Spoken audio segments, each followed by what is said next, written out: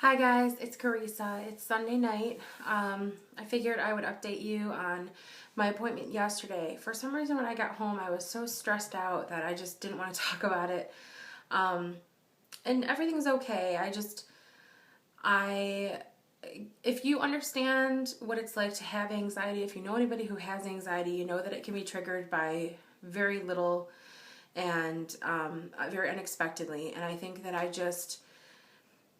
I have been trying to be so positive and have genuinely felt so positive that when I had my visit and it just, I don't know, it threw me off a little bit. So I feel a little better now, so I will talk about it. It's really not a big deal.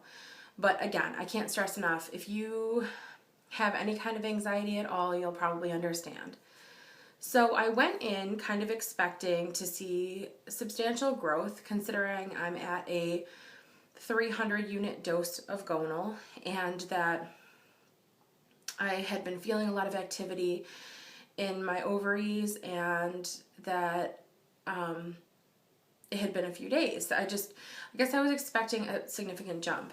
And when I went in, the doctor saw me, the one that is like her home base is at my clinic, the one that I was seeing during my IUIs, not the doctor who set up the protocol.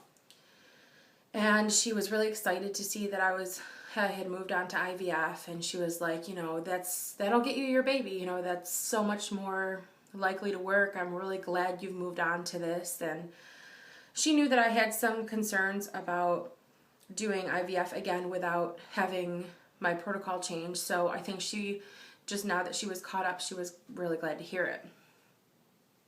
But when she went to put the wand in, she kind of and that's not something that's a very welcome feeling.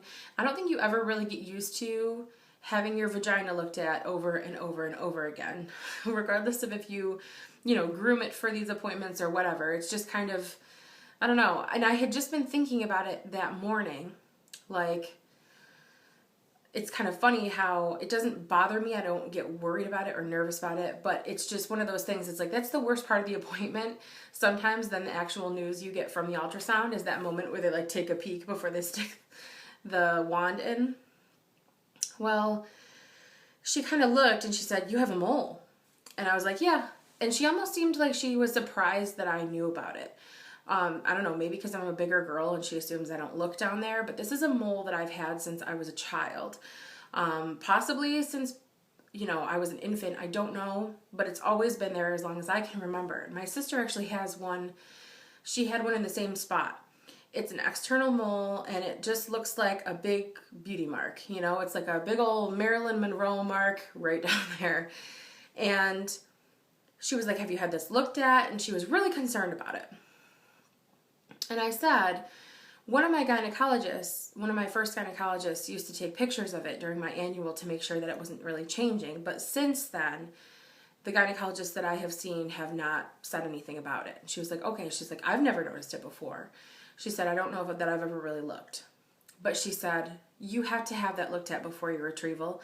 And if they want to remove it, you have to remove it before your retrieval." Awesome.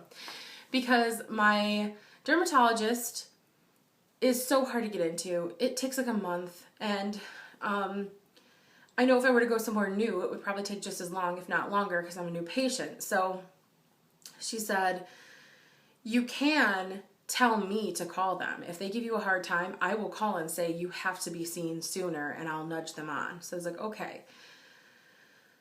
Because basically her concern is, and I don't argue with this at all, but her concern is if that there are any cancerous cells in it, pregnancy will multiply them more rapidly, much more rapidly than how they would grow on their own. She said, when you're pregnant, everything grows, including bad stuff. So she said, you really want to have that looked at and get it taken off. And so that's fine. I understand the concern. I haven't had it looked at in a long time. And in fact, the last time I went to the dermatologist about a spot on the back of my leg, I had her look over a few things that were concerning to me, but I didn't even think anything of that spot. It doesn't get any sun exposure, so I guess I just don't think anything of it. So I have to somehow make that happen. Of course, their office was closed on Saturday, so I can't call them until tomorrow. And the other thing that stressed me out was I had a blood test, to make sure, it's just like for my physical, my annual physical with my regular doctor, completely separate from trying to conceive. It's just my regular once a year physical. And I just am anxious about possibly having developed diabetes or having my blood sugar levels too high. That's just in the back of my mind. Being that I have PCOS with insulin resistance, I'm more likely to develop diabetes, and it just makes me nervous. I don't know. That it's not something people want, I guess I should say. And if that's the case, it's fine. I will deal with it. It's just, sitting in the back of my mind and stressing me a little. Also, the last few times that I've had blood work done, I've had someone comment just here and there, like once when I was in the emergency room for my birth control at my last IVF, they were like, "Oh, you have liver disease?" And I was like, "No." But apparently my liver doesn't read well in blood tests, and it's usually because I had recently taken ibuprofen or some kind of painkiller.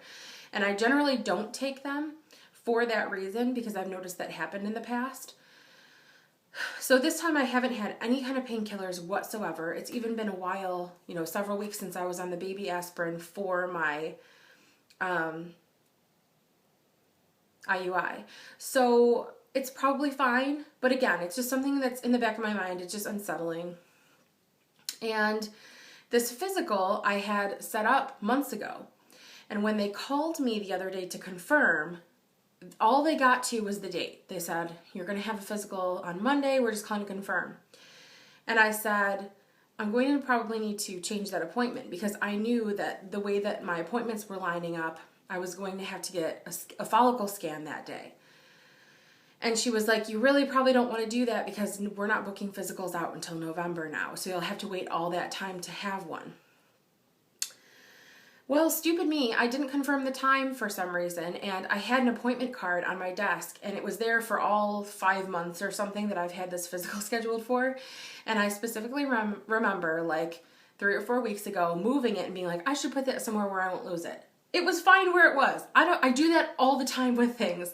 I move them because I'm like, that should be in a safer spot. And ultimately that safer spot, I completely forget about, and it's gone forever. So I also didn't write it on my calendar. I have no idea what time my physical is tomorrow, and I'm all stressed out about it because I'm one of those types of people who just likes to be prepared. I like to be on time. I'm all stressed out about it. So I made sure my follicle scan was early so that as soon as I was done with that, I could hopefully call and then find out when my doctor's appointment is, even though it might mean I'm already late by then or already missed it. So I'm all kinds of stressed out unnecessarily about that. Watch my blood pressure be unbelievably high tomorrow because of it. I guess I had a moment where everything just kind of came together and made me just a ball of stress. And none of it has anything to do really with IVF. So it kind of stinks, but hopefully the good news is hopefully at my physical I can have my doctor look at that mole and tell me if she thinks it needs to be seen by a dermatologist.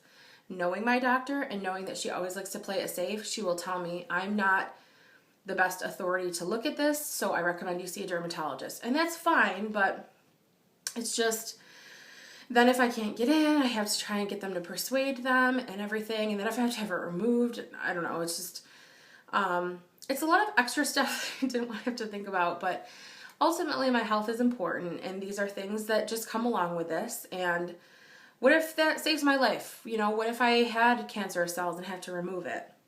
Of course, as soon as I got home, if I logged into Facebook anytime sooner than that, I might not have thought anything of it. I would have thought it was sad, but I wouldn't have taken it personally, like to heart. But I logged into Facebook, and one of the news stations had reported a story about a woman who passed away from cancer that she had while she was pregnant. She gave birth and she passed away shortly after that. And it's likely the same thing happened to her. She couldn't have treatment while she was pregnant, and the cancer just grew and grew because she was pregnant, and it made everything work faster. And I thought, well, I can't be worried about this or stressed about this because this is life. This is how things go sometimes. And if that woman had the opportunity to find something like that out beforehand, I don't know. I'm not trying to stress myself out all over again. Basically, that's what happened. That was my appointment. On top of everything, I had no growth. My follicles were like not visible.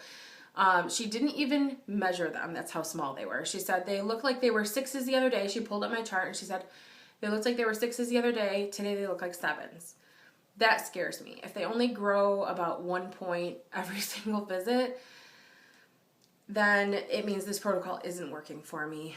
And that's frightening. She did say that my estrogen level went from like 20 something to 99. And that's also concerning because she said if it gets near 500, they have to drop my dose back. So that'll also prevent me from getting the benefit of the growth from, trying to be careful with my estrogen level. I don't typically have a problem with my estrogen level. It stays really, I guess the problem is that it stays really low. I never get to the point where they discuss OHSS or anything because it just hasn't been a factor so far. So we shall see. So tomorrow I'm going to, in a Zen-like a fashion, wake up, go to my scan, and if the numbers aren't better, that's fine. If they're only 8s or if they're still the same, I'm just going to let that be what it has to be. First, I have to get past all of the other little hurdles that have come up since yesterday, and I'll be fine. That's all I can do. But I think when it all hit me at once like that in one appointment, and then I realized I didn't know what time my appointment was Monday, and that, of course, now I was realizing when it was too late to find out, it was just, I don't know, put me in a mood. So that's where everything stands right now. Hopefully, I had a really nice day today, though. I hung out with some friends, and we laughed, and it was very relaxing. Another thing that stresses me out is Mike's traveling for work now, and he got on his plane, and the brakes broke. They locked up before they could take off. So they had to have everyone exit the plane and wait around the airport, and a cab took them to an airport an hour away. Then they had to fly, they had to reroute everything. So, of course, I'm sure he'll be fine, but it's just that stress in the back of my mind. I just want him to get to his destination and be safe. So that also was going on too, but everything's good. Everything's good. Everything will be great, and that's all I can do is believe that and keep moving. And thank goodness I have you guys to vent all this to, and just spit it out, because I do feel better talking through it and just knowing that ultimately none of the things that I said today are terrible things. It's all just part of what I'm doing, part of my life, and I'm okay. So that's all. I will make a video tomorrow, very likely, and let you know how everything went. And other than that, I'm just going to go relax with my doggies. So thanks, guys. Thanks for listening. If you made it this far, thank you. And I'll talk to you soon. Bye.